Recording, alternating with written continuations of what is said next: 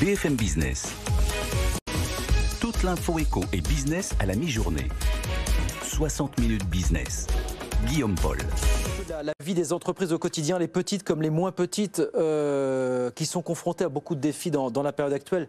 Et on va en parler avec un acteur avisé de ces questions, c'est Denis Le Bossé qui est avec nous. Bonjour Monsieur Le Bossé. Bonjour. Président du cabinet Arc International, cabinet de recouvrement qu'on connaît bien évidemment sur BFM Business.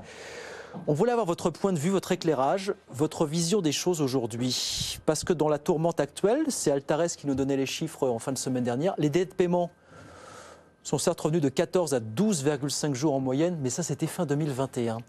Depuis, est-ce que la situation s'est retendue, Denis Le Bossé, fondamentalement? Alors, c'est évident que, d'ailleurs, au travers de notre baromètre en octobre, c'était évident qu'on remarquait que les grandes entreprises payaient moins bien leurs fournisseurs que les PME.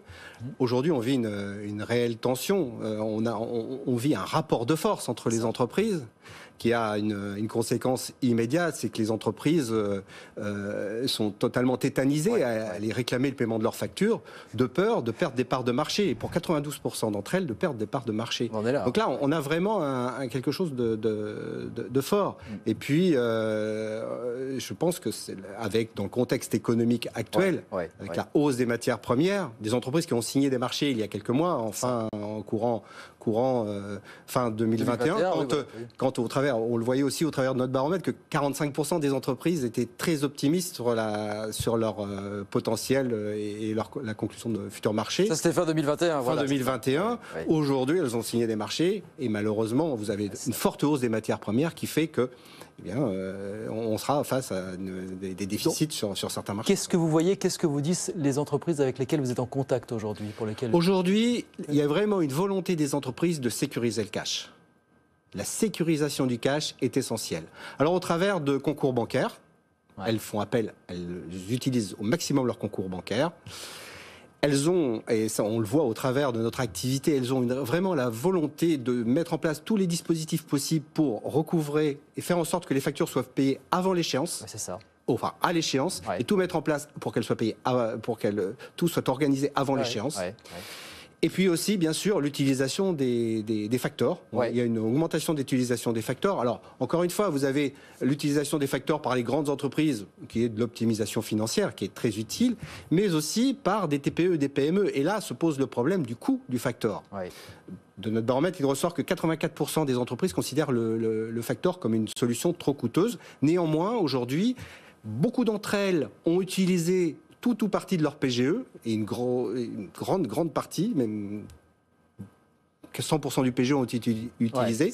Donc aujourd'hui, ces sociétés, les concours bancaires ne peuvent pas être additionnels, ne peuvent pas être utilisés. Donc elles font appel à des solutions, au factor, qui est une solution très coûteuse. Évidemment. Donc, et qui vient souvent absorber leur marge bénéficiaire. Bon de rappeler qu'on a dit que beaucoup d'entreprises n'avaient pas touché leur PGE, mais que beaucoup y ont touché aussi, voire complètement absorbé dans la situation actuelle. Voilà, c'est ça. Dans la situation actuelle, et notamment les TPE et les PME. Dans certains secteurs en particulier. Alors on a le bâtiment, bien sûr, on a le transport aussi, mais le bâtiment est très impacté à la fois par une hausse des matières premières dans tous les domaines, l'électricité, la plomberie, le béton, le ciment, tout. Est-ce qu'on peut considérer la situation actuelle? Alors, il y a ceux qui abusent de la situation, c'est une partie de votre clientèle, mais il y a ceux qui peuvent plaider la bonne foi. Où est-ce qu'on met la frontière entre abus et effectivement bonne foi dans ce genre de situation? Enfin, c'est toujours pareil, je veux dire, mais on a une augmentation dans une situation aussi exacerbée que celle-là, finalement. Voilà, alors, des éléments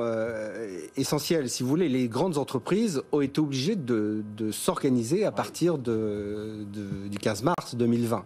On a mis en place de façon massive le télétravail sans que ce soit parfaitement organisé. Et là, on a pu constater une désorganisation qui était liée à notamment des factures qui restaient bloquées dans les systèmes informatiques, qui n'étaient pas traitées. Donc, et ça a provoqué une réelle désorganisation. Et puis la délocalisation aussi. Les grands groupes font souvent appel à des partenaires qui sont en Inde ou dans les pays de l'Est, etc. Donc toute cette organisation allonge les délais de paiement. Alors que les PME bien, avec le PGE, ont pu assurer, bon an, mal an, les délais de paiement. Et puis encore, le rapport de force fait que les PME doivent payer leurs fournisseurs pour pouvoir... Ça accentue ce rapport de force, vous avez ça aujourd'hui? Le rapport de force est accentué, mais pas seulement entre les grandes et les petites entreprises. On constate au quotidien, nous, dans notre activité, des rapports de force entre deux entreprises. Ça peut être un rapport de force entre deux PME. C'est ça. Deux PME qui ont instauré un rapport de force très fort. Dernière question.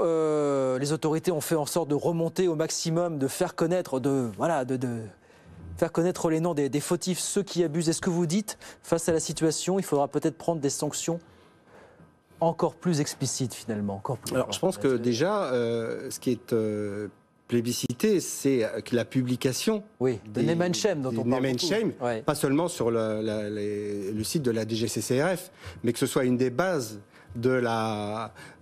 qui soit prise en compte sur les bases de données classiques, les infogreffes et compagnie. C'est essentiel.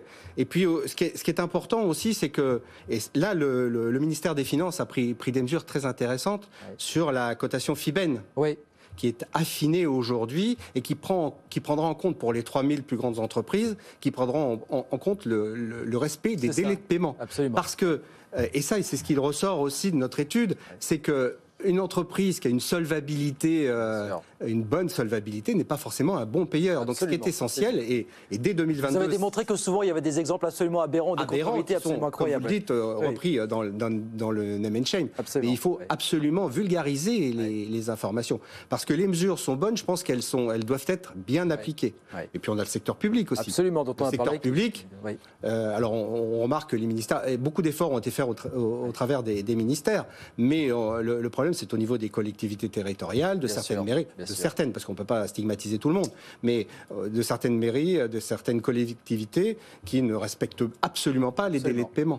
Et ce qui fait qu'aujourd'hui, il ressort toujours de notre étude que 53% des PME refusent de répondre aux appels d'offres du secteur public de peur de ne pas être payés dans les délais. Ça, c'est un chiffre que nous avez donné qui est absolument effarant. 53% des PME ne répondent pas aux appels d'offres du public. Exactement. Donc là, on est dans une situation qui est un peu ubuesque quand même. Absolument. En guise de conclusion, 10 secondes, Denis, vous êtes inquiet pour les prochains mois? Vous dites tant que la situation ne se sera pas éclaircie du côté de l'Ukraine notamment, on va rester dans ce contexte très... Bien sûr, cette situation c'est encore tendue. On avait vraiment une tension sur les matières premières, mais là, ça s'est accentué. Et il faudra absolument qu'on arrive à trouver des palliatifs parce que on peut avoir une augmentation significative. On a eu beaucoup de radiations d'entreprises. On a eu 300 000 radiations d'entreprises en 2021. C'est une augmentation de 30% par rapport aux autres années. On peut craindre encore une augmentation des dépôts de bilan parce que les entreprises devront faire face à cette situation. Prudence pour les prochains mois. Merci beaucoup, Denis Le Bossé. Merci de passer nous voir, le président du cabinet ARC, cabinet de recouvrement, cabinet ARC International avec nous sur BFM Business. Merci beaucoup d'être passé nous voir.